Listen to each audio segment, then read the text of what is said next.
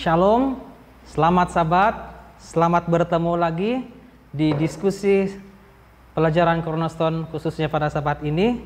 Pada saat ini saya Alfred Josia bersama dengan dua orang saya punya kawan, Enos dan Harold, yang akan bersama-sama di diskusi pada sahabat ini. Jadi bagi memulakan kita punya diskusi pada sahabat ini, kita akan berdoa dan dipimpin oleh Harold. Mari kita berdoa. Tuhan Allah Bapa kami yang bertata dalam kerajaan surga, pada saat ini kami akan berbincang tentang Cornerstone. Bapak menyertai setiap kami yang ada di sini dan juga yang ada di rumah yang sedang menonton pelajaran kami untuk pada sahabat ini. Bapak berikanlah kami kebijaksanaan tentang apa yang kami pelajari agar itu dapat kami aplikasikan dalam kehidupan kami sehari-hari. Bapak, terima kasih karena mendengar dan menjawab doa kami. Semua ini saya minta dalam Juru Selamat dan penebus dosa kami semua. Amin. Amin. Terima kasih. Baik, pada sahabat ini kita akan pelajari satu pelajaran yang sangat baik yang boleh kita jadikan sebagai pedoman di dalam kehidupan kita. Jadi tajuk pelajaran Cornerstone pada sahabat ini adalah dilahirkan kembali. Nah, di sini ada suatu perkataan dilahirkan. Nah, Enos, bila kau mendengar perkataan kelahiran, kira-kira apa yang muncul di pikiranku yang kau rasa menarik tentang kelahiran ini? Mungkin kau boleh kasih bagi idea.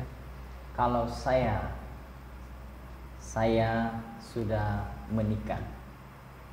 Lahir anak itu merupakan satu kebahagiaan bagi saya. Betul. Ya. Iya. Tapi sekarang ini saya kan belum menikah. Jadi membayangkan. Ya, itu bayangan. Jadi yang istimewa bagi saya kalau berbicara tentang lahir ini, yang tidak ada jadi ada. Itulah yang istimewa dia. Tidak ada jadi ada. Macam ini. Tidak ada, tiba-tiba ada. Itulah istimewanya. Jadi itu yang sesuatu yang istimewa kan? Sangat istimewa. Yang tidak ada, jadi ada.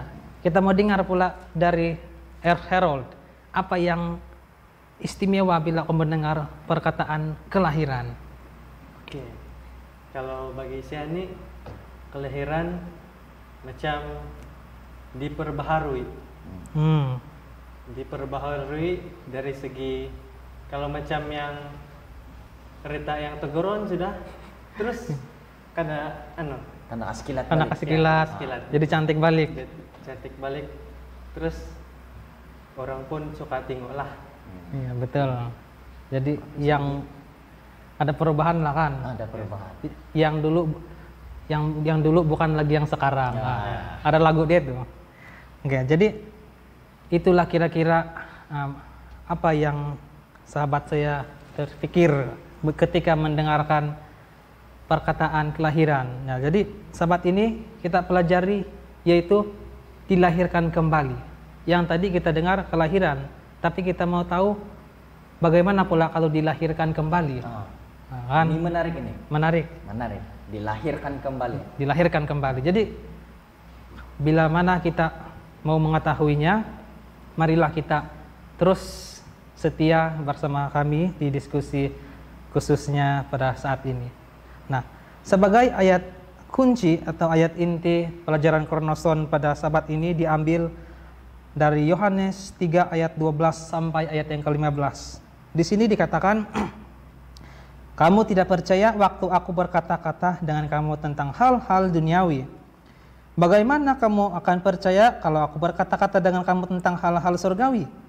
Tidak ada seorang pun yang telah naik ke sorga selain daripada Dia yang telah turun dari sorga, yaitu Anak Manusia. Dan sama seperti Musa meninggikan ular di padang gurun, demikian juga Anak Manusia harus ditinggikan supaya setiap orang yang percaya kepadanya beroleh hidup yang kekal. Sebagai flashlight pula, boleh kita rujuk dalam buku pelajaran Cornerstone kita masing-masing. Di sini dikatakan Nikodemus telah datang kepada Tuhan dengan maksud mengadakan tukar pikiran dengan Dia. Akan tetapi Yesus memaparkan asas-asas dasar kebenaran itu. Ia mengatakan kepada Nikodemus, yang engkau perlukan bukannya pengetahuan secara teori, melainkan pembaharuan secara rohani. Engkau tidak perlu memuaskan rasa ingin tahu, melainkan mendapatkan hati yang baru. Engkau mesti mendapatkan hidup yang baru dari atas, sebelum engkau dapat menghargai perkara-perkara surga. Sebelum perubahan ini terjadi dan menjadikan segala sesuatu baru, maka tidak akan bermanfaat bagimu memperbincangkan dengan aku tentang kekuasaanku atau pekerjaanku. Jadi dari flashlight di sini pelajaran Sabat ini kita ketahui bahwa Yesus berkata kepada Nikodemus, yang perlu Nikodemus miliki adalah pembaharuan secara rohani dan dia harus memiliki hati yang baru. Jadi inilah poin yang boleh kita pelajari. Sekarang kita mau dengar atau kita mau tahu tentang inti cerita pada Sabat ini. Jadi kita minta Saudara Enos untuk memberikan poin-poin inti cerita ataupun sebagai ringkasan. Oke, terima kasih Alfred. Ya. Hari ini kita berbicara lebih banyak tentang Nikodemus, sebab cerita kita terdapat di dalam Yohanes 3 ayat 1 sampai 18. Jadi para sahabat-sahabat, para ibu bapak yang sedang menonton rancangan ini, mari kita sama-sama buka di dalam Yohanes 3 ayat 1 sampai 18. Inilah cerita kita hari ini. Jadi cerita kita berbicara mengenai percakapan dengan Nikodemus. Ramai mungkin di antara kita yang sudah mendengar cerita ini kan? Betul. Bercakap dengan Yesus bercakap dengan Nikodemus. Saya mulai di ayat yang pertama dengan perlahan-lahan. Yang di rumah mungkin boleh ikuti saya membaca bersama-sama dalam hati. Adalah seorang Farisi yang bernama Nikodemus, seorang pemimpin agama Yahudi. 2. Ia datang pada waktu malam kepada Yesus dan berkata, "Rabi, kami tahu bahwa engkau datang sebagai guru yang diutus Allah, sebab tidak ada seorang pun yang dapat mengadakan tanda-tanda yang engkau adakan itu, jika Allah tidak menyertainya." Kita stop sampai di sana. Siapa Nikodemus ini? Nikodemus kita tahu bahwa dia ini adalah seorang ahli Sanhedrin. Sanhedrin itu kita sebut sebagai ahli mahkamah agama di zaman-zaman sekarang. Bukan itu saja jawatan si Nikodemus ini, banyak lagi. Kalau di negara kita panggil dia juga adalah ahli dewan rakyat. Tinggi kan dia punya Boleh tahan. boleh tahan nih, ahli dewan rakyat. Dia orang Farisi, orang yang pintar, bijaksana dan terhormat. Bayangkan. Jadi sangat dikenali lah. Sangat dikenali oleh orang ramai ini. Tapi itulah sebabnya dikatakan di sini. Pada waktu malam dia datang kepada Yesus. Kenapa pada waktu malam? Ya. Nah, kan? Kenapa malam? Karena malam, bukan siang kan? Heran. Biasa main waktu malam nih Nikodemus nih. Tapi penjelasan dia adalah karena dia ini terhormat. Jadi bayangkan saja kalau seorang YB mau pi jumpa saya lah. Saya ini kan manusia biasa. Siapalah saya. Jadi YB mau minta ajar sama saya. Apakah dia tidak malu? Begitu kan? Jadi begitulah yang dirasakan oleh si Nikodemus ini. Dia pun rasa malu, apalagi dia punya kawan-kawan tuh ahli Sanhedrin, ahli agama. Kau sudah pintar, kau pi jumpa lagi orang-orang yang bodoh macam Yesus. Dia bilang mungkin, sorry, kasar sikit bahasa saya. Ginilah kalau bahasa Sabah. Nah, jadi kita lanjut lagi. Lalu Yesus menjawab katanya, "Aku berkata kepadamu, sesungguhnya jika seorang tidak dilahirkan kembali, ia tidak dapat melihat kerajaan Allah." Nah, ia tidak dapat melihat kerajaan Allah. Nikodemus memang benar-benar mau mencari kebenaran. Dia ahli Farisi, tetapi orang-orang Farisi dia mau mencari kebenaran. Itulah ketika pada waktu itu ramai orang-orang ahli Sanhedrin berkomplot bilang, kita bunuh Yesus, kita kasih masuk dia dalam penjara. Nikodemus lah salah satu yang bilang jangan dulu. Dia mempertahankan supaya Yesus jangan dulu dibunuh, sebab dia mau cari kebenaran. Jadi Yesus bilang sama dia, seorang harus dilahirkan kembali. Ini agak menarik. Lalu Nikodemus cakap, dia bilang, kata Nikodemus kepadanya, bagaimana mungkin seorang dilahirkan kembali kalau ia sudah tua? Dapatkah ia masuk kembali ke dalam rahim ibunya dan dilahirkan kembali? Pertanyaan ini seolah-olah anak-anak kecil pun mengerti akan hal ini. Kan sepatutnya soalan ini tidak ditanya oleh Nikodemus, kan? Kita tengok latar belakang Nikodemus. Nikodemus ini pintar. Sudahlah pintar, dia ahli agama, ahli dewan rakyat lagi. Betul. Kenapa dia tanya begitu? Apakah dia tidak tahu? Pena Inspirasi menjelaskan bahwa Nikodemus sebenarnya mengetahui hal lahir kembali. Perkataan lahir kembali itu sudah rutin dia dengar oleh Yohanes Pembaptis. Ketika Yohanes Pembaptis kasih khotbah itu sama orang ramai termasuk dia. Tapi kenapa dia cakap macam itu? Disebabkan dia ini ada ego yang tinggi. Sebagai seorang yang terhormat, sebagai ahli agama, mahkamah agama, dan ahli dewan rakyat, susah mau kasih turun dia punya ego. Jadi secara tidak langsung tiba-tiba dia cakap macam ini sama Yesus. Lalu Yesus menjawab lagi. Dia berkata, jawab Yesus, aku berkata kepadamu, sesungguhnya jika seorang tidak dilahirkan dari air dan roh, ia tidak dapat masuk ke dalam kerajaan Allah. Nanti kita bahas apa maksud air dan roh ini. Apa yang dilahirkan dari daging adalah daging, dan apa yang dilahirkan dari roh adalah roh. Janganlah engkau heran karena aku berkata kepadamu, kamu harus dilahirkan kembali. Lalu ketika Yesus memberitahukan ini kepada Nikodemus makin bingung-bingung. Jadi Yesus bagi lagi ilustrasi yang kedua. Nikodemus, dia bilang, angin bertiup kemana ia mau dan engkau mendengar bunyinya. Di ayat yang ke-8 ya. Tetapi engkau tidak tahu dari mana ia datang atau kemana ia pergi. Demikianlah halnya dengan tiap-tiap orang yang lahir dari roh. Nikodemus menjawab, katanya, bagaimana mungkin hal itu terjadi? Lalu jawab Yesus, engkau adalah pengajar Israel dan engkau tidak mengerti hal itu? Ini kembali lagi, ego Nikodemus itu naik lagi. Yang sebenarnya memang Nikodemus sebenarnya mau cari kebenaran, tetapi disebabkan oleh pangkatnya yang tinggi itu, dia naik lagi ego dia, kan.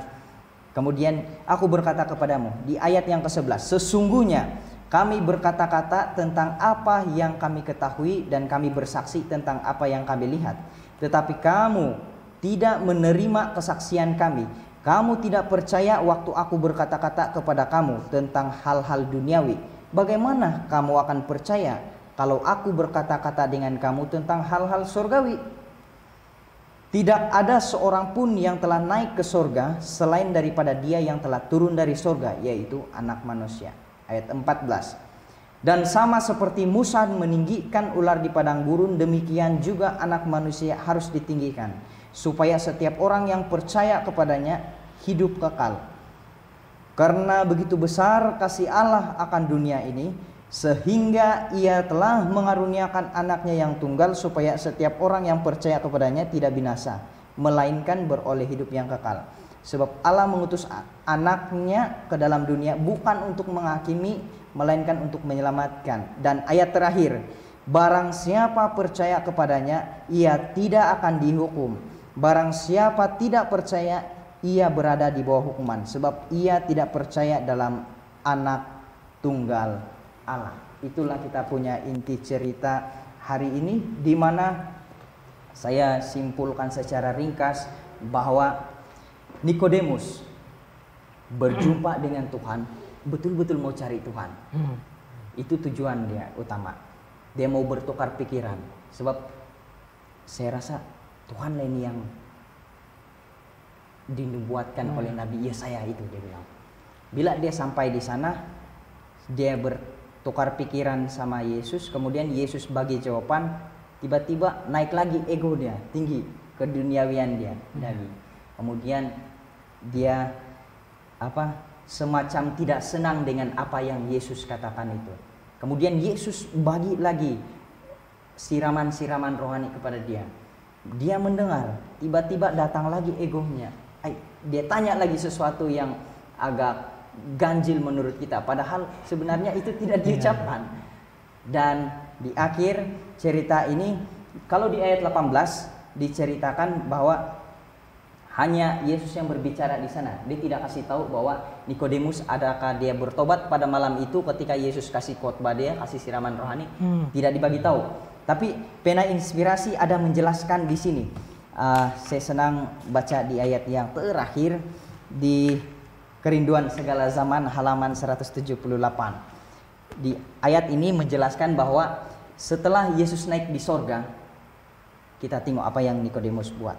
Setelah Tuhan naik ke sorga, tatkala di saat murid-murid Yesus yang 12 muridnya itu dicerai-berai oleh karena aniaya orang ramai. Nah, Nikodemus tampil di depan dengan gagah berani. Ia menggunakan kekayaannya untuk menyokong jemaat yang masih lemah. Jadi pada masa bahaya, ia telah bersikap hati-hati dan ragu, menjadi teguh seperti batu karang, meneguhkan iman murid-murid itu, serta menyediakan uang untuk memajukan pekerjaan Injil. Luar biasa. Sangat luar biasa. Jadi Nikodemus sepertinya bekerja di balik tabir daripada murid-murid Yesus ini. Jadi Nikodemus adalah antara orang yang setia bersama dengan Yesus.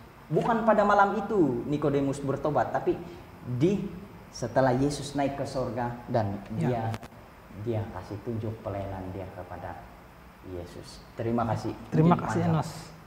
Penjelasan yang sangat luar biasa. Saya suka punya penjelasan, membuatkan kami dan yang mendengarkan jadi terus paham. Jadi kalau kita tengok tadi keadaan Nikodemus pada mula-mula macam turun naik kan, turun naik, tapi pada akhirnya dia tampil dengan gagah berani. Betul sekali. Jadi sangat luar biasa.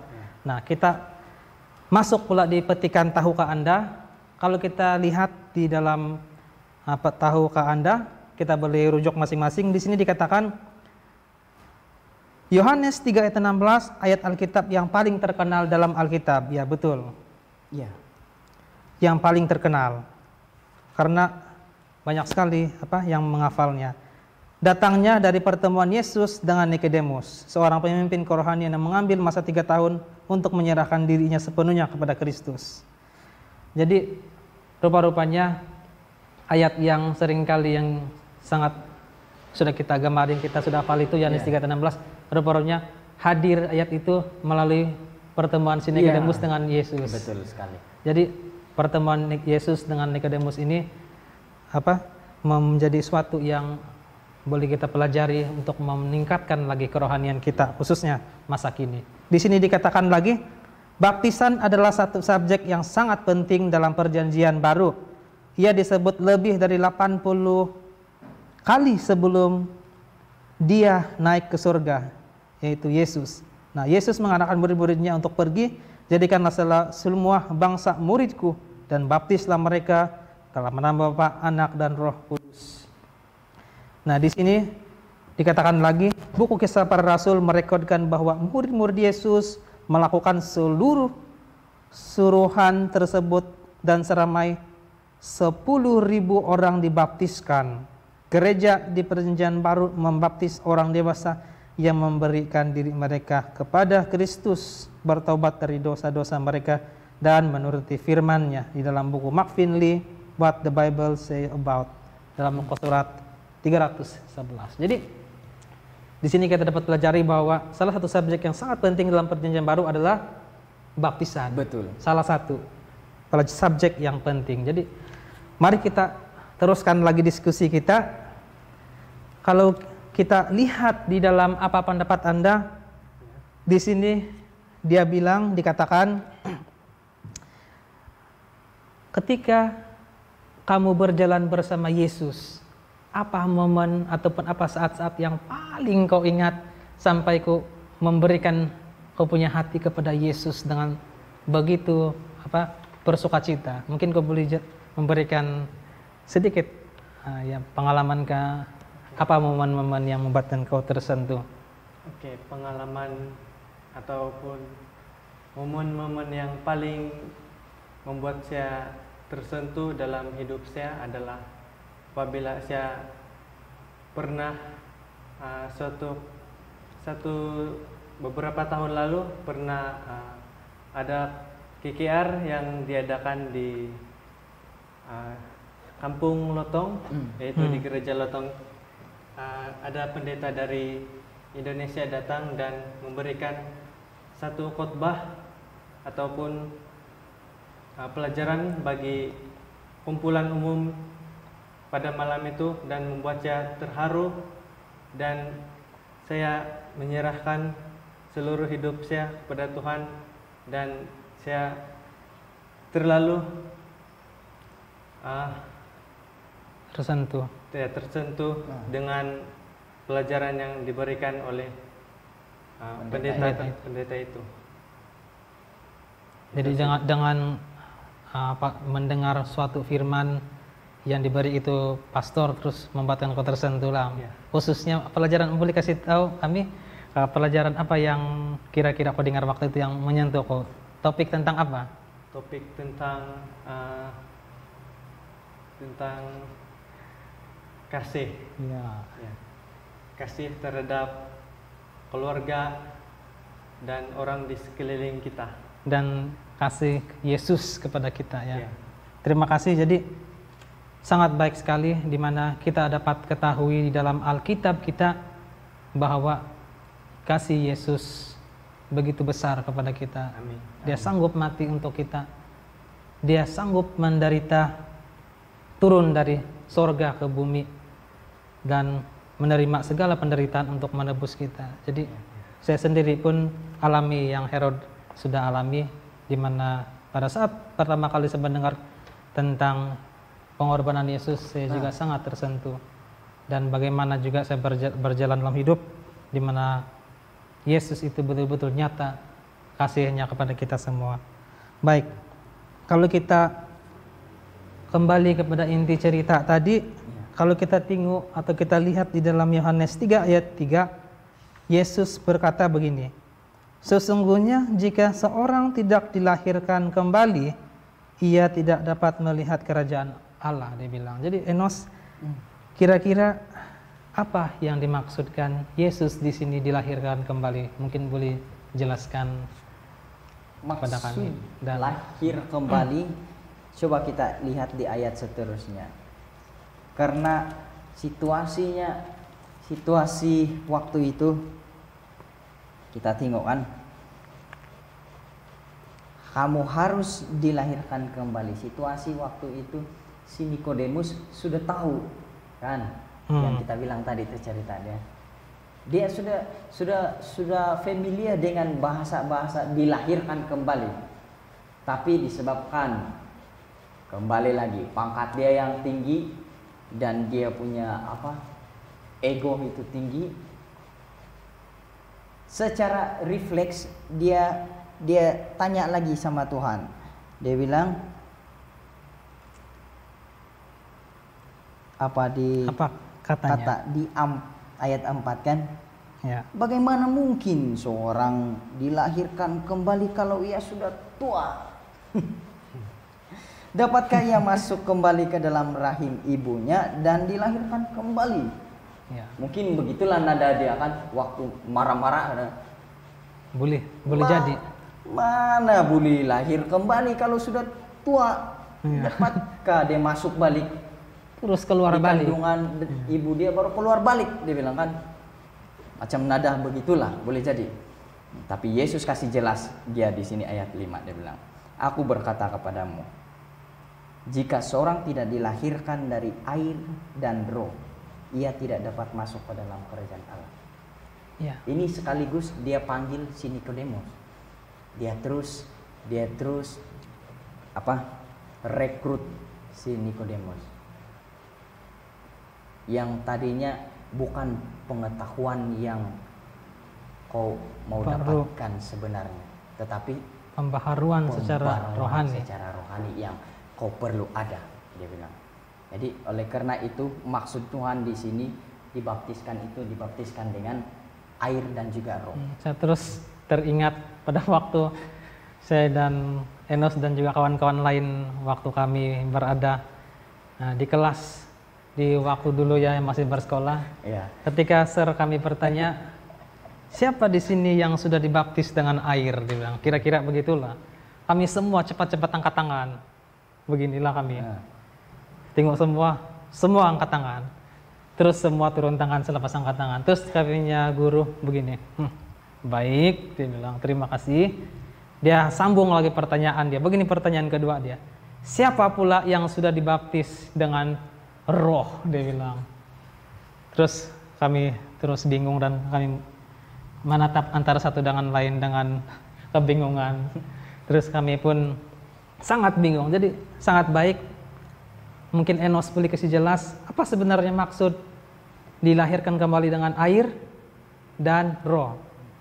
Secara ringkas lah kan? Iya, secara ringkas. Secara ringkas, kalau dilahirkan kembali melalui air itu, kita dibaptiskan melalui cara diselamkan. Dan itu hanya sekali dalam hidup kita. Di saat kita dibaptiskan, diselamkan di dalam air, pada waktu itu juga kita akan menerima yang namanya baptisan roh. Tapi baptisan roh ini kita perlu ada setiap hari. Memang roh itu sudah ada, tetapi perlu kita hidupkan. Tuhan bilang di dalam Matius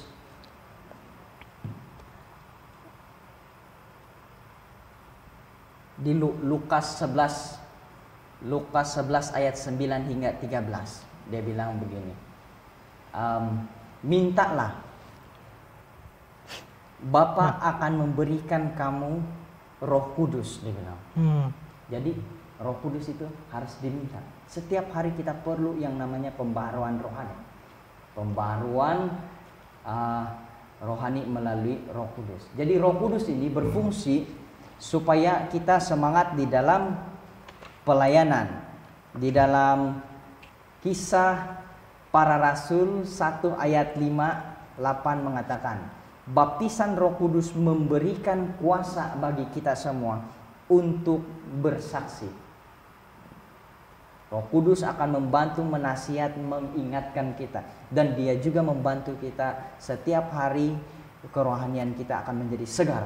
Dia menyegarkan rohani kita kalau kita panggil dia.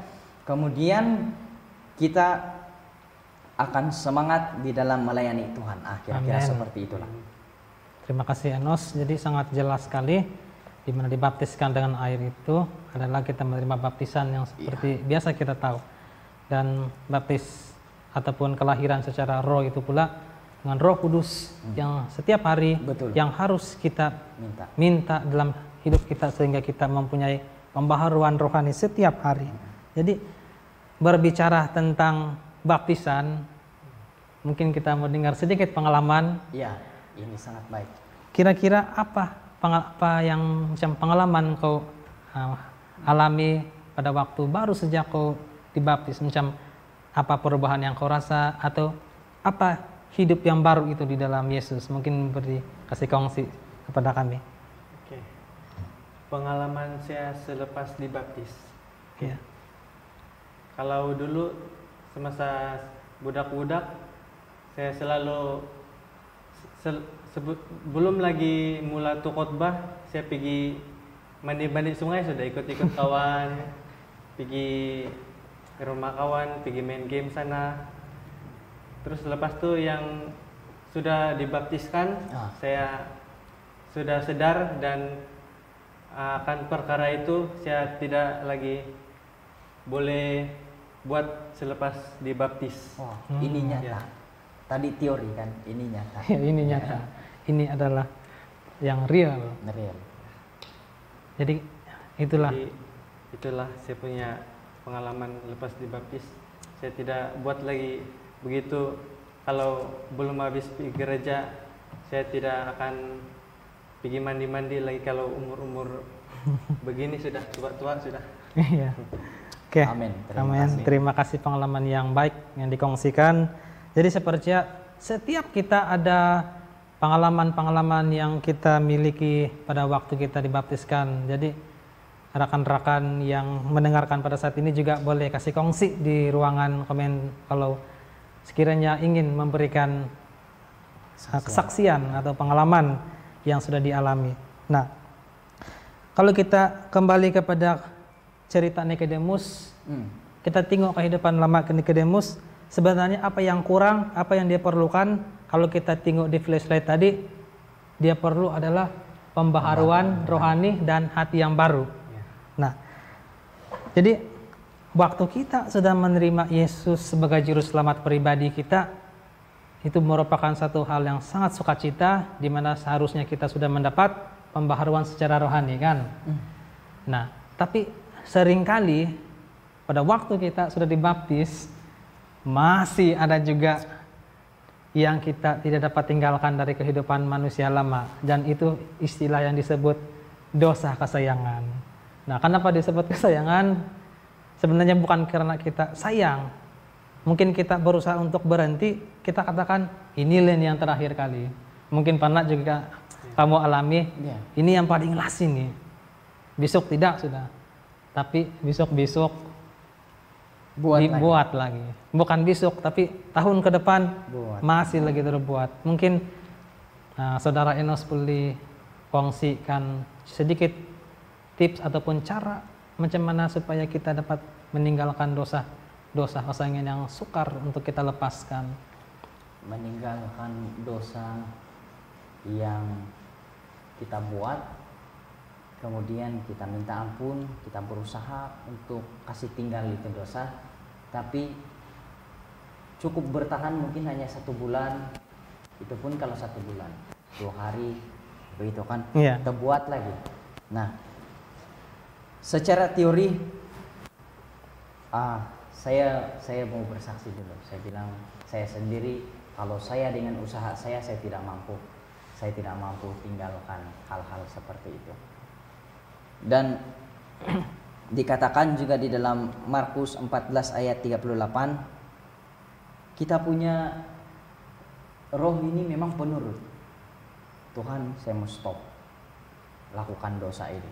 Tapi daging kita ini sangat lemah. Bila datang godaan di luar menghambat kita, akhirnya kita jatuh. Begitulah yang dilalui juga oleh Maria Magdalena. Berapa kali dia jatuh? 7 kali kan. Kemudian dia datang kepada Yesus, dan yang ke-7 kali dia dapat hadapi dia punya pelanggaran. Nah, betul. Ada mungkin beberapa tips yang boleh membantu kita di dalam Alkitab. Saya teringat langsung dengan cerita Henokh, di mana kehidupan Henokh yang pertama ini hidup bergaul dengan Tuhan, tidak pernah melewati kematian, tetapi terus diangkat oleh Tuhan di sorga. Mungkin kita boleh contohi kehidupan Henokh. Rahasia hidup bergaul dengan Tuhan adalah Amos 3 ayat 3. Berjalankah 2 orang bersama-sama kalau tidak berjanji? Setiap hari Henokh berjanji bersama Allah. Dimanapun dia pergi, apapun yang dia buat, dia bersama-sama dengan Allah. Maksud saya di sini adalah dia memprioritaskan Tuhan yang terlebih dahulu. Jadi kita mengutamakan Tuhan yang terlebih dahulu. Kita harus menyangkal diri. Amin. Matius 16 ayat 24 juga mengatakan bahwa kalau kamu mau ikut saya, bilang Yesus, kamu harus menyangkal diri, pikul salib dan ikut saya. Dan ini salah satu tantangan bagi kita. Dan inilah rahasia hidup Henokh.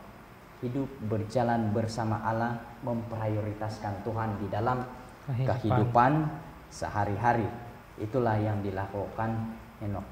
Mungkin kalau kita juga memprioritaskan Tuhan dalam kehidupan sehari-hari, ketika kita merasakan waduh godaan itu datang lagi, kita harus keep praying, berdoa, Tuhan bantu saya supaya saya tidak lakukan hal ini. Itu juga mungkin boleh membantu. Bukan mungkin, tetapi Yesus bilang Pasti. tetaplah berdoa. Dan Kolose 3 ayat 2 juga mengatakan, kalau kamu mau berpikiran hal-hal surga, pikirkanlah perkara yang di atas, bukan yang di bumi. Ini juga menjadi satu tips ataupun menjadi satu kekuatan bagi kita untuk menghadapi apa yang kita alami sekarang, kemarin, baik nanti untuk akan datang. Terima kasih. Terima kasih Nos. Jadi sangat baik sekali, di mana khususnya sebagai orang muda pasti banyak tantangan ataupun godaan yang kita hadapi. Tetapi yang sudah dikongsikan tips tadi, tetaplah berjalan bersama dengan Yesus setiap hari, tetaplah selalu berdoa, dan tetaplah selalu mengandalkan Tuhan dalam kehidupan kita. Oke. Kalau kita tengok kembali lagi cerita Nikodemus, ada saja yang dia hadapi tantangan pada waktu dia mau mengikuti Yesus kan. Sebagai satu contoh, tantangan yang dihadapi itu seperti yang sudah Enos jelaskan tadi, dia adalah anggota Sanhedrin yang terhormat, dan dia juga adalah salah satu dari ahli Farisi. Jadi orang memandang dia. Betul. Jadi salah satu mungkin tantangan yang dia hadapi itu adalah rekan-rekan dia yang berjawatan ahli Farisi. Mungkin saja kalau dia ikut Yesus dia akan dibenci, dicaci, dia dipulaukan, dipinggirkan, dia punya kawan. Mungkin itulah tantangan yang Nikodemus hadapi pada waktu dia mau mengikuti Yesus. Betul. Ada saja yang dihadapi. Saya percaya setiap kita selagi hidup di dunia ada tantangan yang kita hadapi. Betul. Kita mau tanya Saudara Harold sedikit pengalaman, apakah tantangan-tantangan yang sudah dia hadapi sepanjang mengikuti Yesus dan bagaimana dia menghadapi situasi tersebut. Oke. Tantangan yang pernah saya hadapi sepanjang mengikuti Yesus. Oke. Saya cerita pasal tentang pengalaman saya tinggal di asrama. Ada kawan saya, dia ini bukan seagama dengan kita, tapi dia pernah bagi saya makan sesuatu yang tidak Boleh tidak kepada boleh, kita. ya, tidak boleh untuk kita makan. Kita tahu juga itu hewan yang besar hidup, ya. Iya. Dia paksa saya, tidak juga paksa, dia suruh saya coba try begitu, tapi dalam hati pikiran saya tidak mau, sebab saya diajar dan dididik oleh keluarga ibu bapak saya dari kecil. Saya tahu perkara itu memang tidak boleh dan memang tidak mau coba. ya, memang. Atau adakah sedikit timbul dalam pikiran macam mana rasa nih? Bilang, adakah sedikit timbul dalam pikiran yang mungkin kau hadapi? Macam tertanya-tanya macam mana rasanya? Macam saya mau coba juga. Oh. Adakah begitu kau rasa sedikit? Bagi saya memang langsung tidak. Wah, puji Tuhan. Langsung tidak, dan itu walaupun dia suruh saya coba sedikit pun saya tidak mau juga. Okay. Tapi macam bertentangan pula kita punya kesaksian. Dulu saya ada, kalau saya kan dulu ada satu makanan juga nih, makanan juga. Coba sedikit, sedang ya, ikan yang tidak bersisik. Apa ini? Ya, ikan tidak sisik kan semua. Ya, tapi sedap nih. Saya masak pakai santan, saya masak pakai kunyit. Wow. Sedap ini. Coba sedikit. Dalam hati saya memang tidak boleh. Saya punya pikiran pertama tidak boleh. Tapi tiba-tiba bila dia sudah cakap berkali-kali kan, coba sedikit sedap nih, sedikit saja lah. Nanti kau minta dia balik. Sejak dia bilang. Sedikit saja mungkin dia bilang masa sekarang lah. Tapi betul-betul saya coba tuh.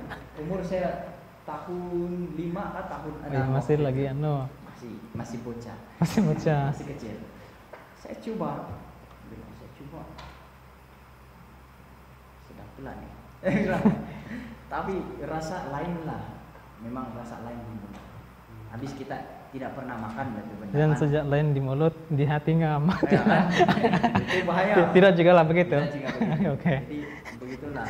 Tapi sejak dari itu saya belajar berhentilah saya makan ikan itu. Sampai sekarang puji Tuhan tidak makan itu.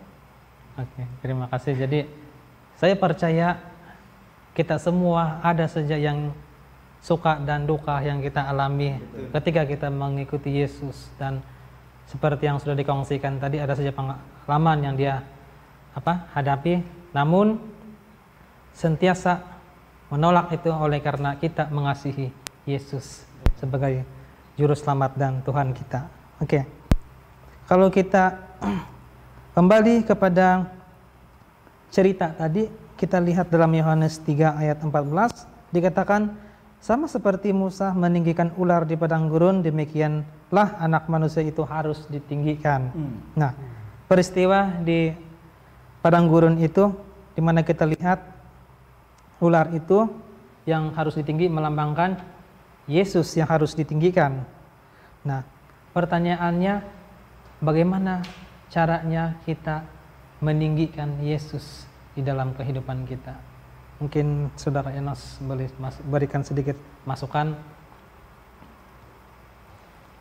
Saya senang baca di dalam sini pena inspirasi kita di dalam Kerinduan Segala Zaman halaman 177, dia bilang begini.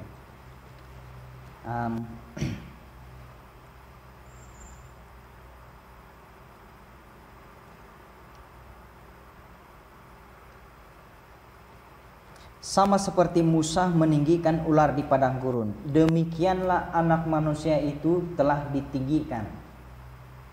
Setiap orang yang telah diperdaya serta digigit oleh ular itu boleh melihat dan hidup. Kemudian, lalu oleh iman Roh Allah menghasilkan suatu kehidupan yang baru di dalam jiwa. Segenap pikiran dan keinginan akan ditaklukkan kepada kehendak Kristus. Hati, pikiran dijadikan kembali menurut peta Allah yang mula-mula. Kemudian Taurat Allah pun ditulis di dalam pikiran dan hati. Dan dapatlah kita berkata dengan Kristus, aku suka melakukan kehendakmu, ya Allahku. Tauratmu ada di dalam dadaku. Mazmur 40 ayat 9. Nah, poin yang mau kita dapat daripada sini, bagaimana supaya saya dapat selalu meninggikan Kristus? Perlunya kita ada hubungan yang dekat dengan Kristus agar iman kita bertumbuh. Jadi oleh iman kita, roh Allah yang ada dalam diri kita akan menghasilkan sesuatu kehidupan yang baru di dalam kita. Berarti bukan karena usaha kita, tetapi oleh karena roh itu yang akan membaharui kita.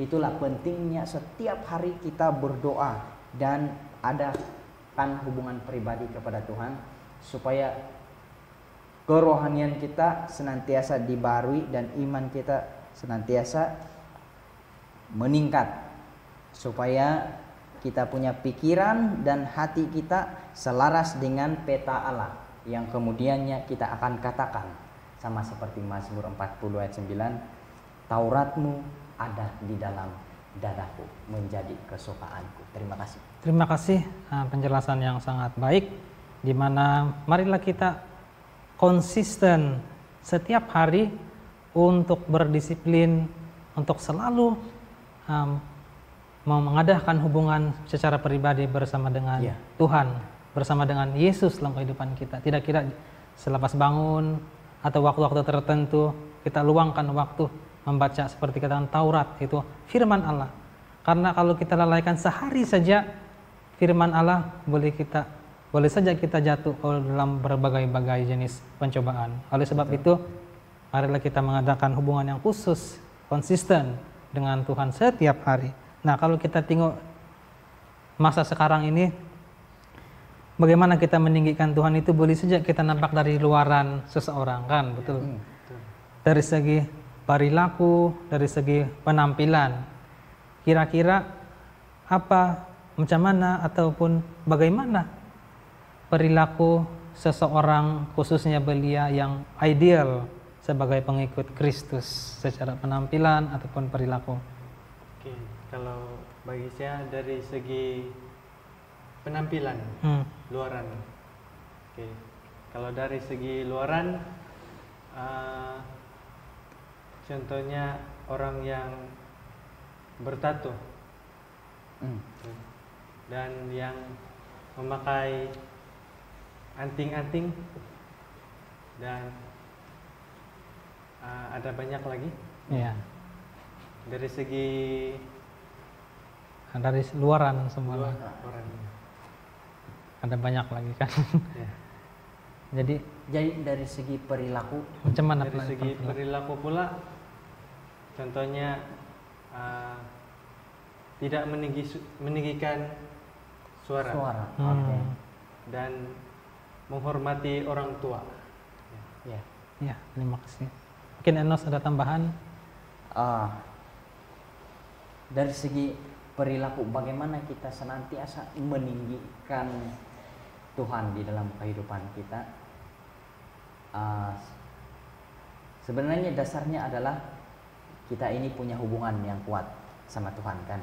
Bila kita sudah ada hubungan yang kuat, secara tidak langsung perilaku kita, kata-kata kita pun akan selaras dengan firman Tuhan. Jadi kata-kata yang kesat itu boleh kita hilangkan. Jadi kita boleh melihat dalam diri kita cermin bahwa kita punya kata-kata, kita punya perbuatan setiap hari. Kita jalan-jalan di Mocenka, di mana-mana Kadaeka, orang akan melihat kita punya karakter. Oh, dia ini anak Tuhan, baik. Nah, macam itu. Terima kasih Enos. Jadi sangat penting di mana kita memantulkan Kristus di dalam kehidupan kita dari segi karakter kita, sehingga orang lain melihat dan dia katakan, saya juga mau mengikuti dia. Sebenarnya apa kuncinya? Jadi bila dia tahu bahwa kuncinya adalah Yesus Kristus, yaitu sebagai selalu sandaran, maka orang lain juga akan otomatis mendapat kebenaran itu bagi mereka. Jadi marilah kita selalu memantulkan karakter ataupun teladan yang Yesus sudah berikan kepada kita dalam kehidupan kita, sehingga dari segi perilaku, dari segi penampilan kita dapat memantulkan bahwa Tuhan itu benar-benar nyata di dalam kehidupan kita. Baik, pasti sudah banyak ya pelajaran kita dapat tadi. Banyak. Dan jawaban-jawaban pun luar biasa semua. Amin. Jadi kira-kira apa kesimpulan atau apa pelajaran yang dapat diambil pada sahabat ini? Mungkin kira-kira kita tanya dulu dari saudara Harold. Oke, kesimpulan yang saya dapat daripada pelajaran kita pada sahabat ini ialah diperbaharui, dilahirkan semula. Oke. Bagi saya adalah kita harus meninggalkan yang lama dan mendapatkan yang baru. Oke. Ya, Amin. itu saja. Oke, terima kasih. Bagaimana pula Enos? Sebagaimana yang dilalui oleh si Nikodemus, waktu malam itu dia jumpa Tuhan, kan? Dia belum lagi bertobat sekaligus. Kita pun mungkin ada di antara kita, ada anggota ataupun ramai yang mungkin dengarkan firman Tuhan, tetapi belum waktunya untuk melayani Tuhan ataupun tersentuh dengan pelajaran-pelajaran pada saat itu. Tetapi kita lihat Nikodemus. Setelah Yesus naik ke sorga, langsung apa yang dia lakukan? Disinilah Nikodemus ini bersinar. Dia menjadi latar di balik pelayanan murid-murid Yesus. Bahkan dikatakan dia tidak takut dia punya uang habis. Bahkan dia sanggup kasih hilang dia punya duit, sanggup dia miskin gara-gara mau memajukan pekerjaan Injil. Dia sanggup diolok-olok, dia sanggup dianiaya, bahkan dia menjadi miskin di dunia.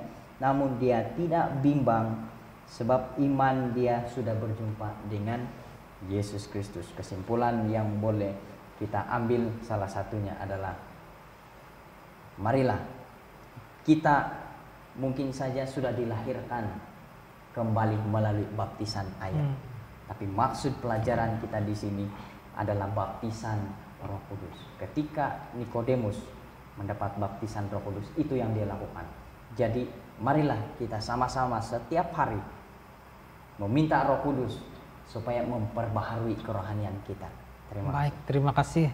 Sangat baik sekali kesimpulan ataupun pelajaran yang sudah diberikan. Seperti sudah Harold katakan tadi, pembaharuan secara rohani, dan juga Enos sudah terangkan sama seperti Nikodemus, di mana bagaimana proses dia pada mulanya sehingga dia pada akhirnya ketika dia benar-benar sudah memberikan dirinya kepada Tuhan, sehingga dia berdiri dengan begitu teguh sekali, sehingga dia sanggup memberikan apa saja untuk Tuhan, khususnya untuk kepujian kepada Tuhan di sorga.